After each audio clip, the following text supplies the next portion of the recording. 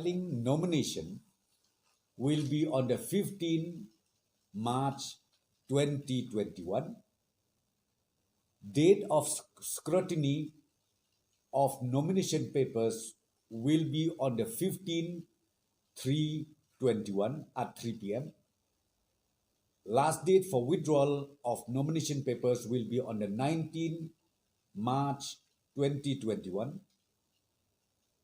Finalization and publication of valid nomination and allocation of sambal will be on the 22nd March 2021. Date of poll 9 April 2021 from 7 a.m. in the morning up to 4 p.m. in the afternoon, and date of counting will be on the 14th April 2021. These were the agendas the cabinet has decided this evening.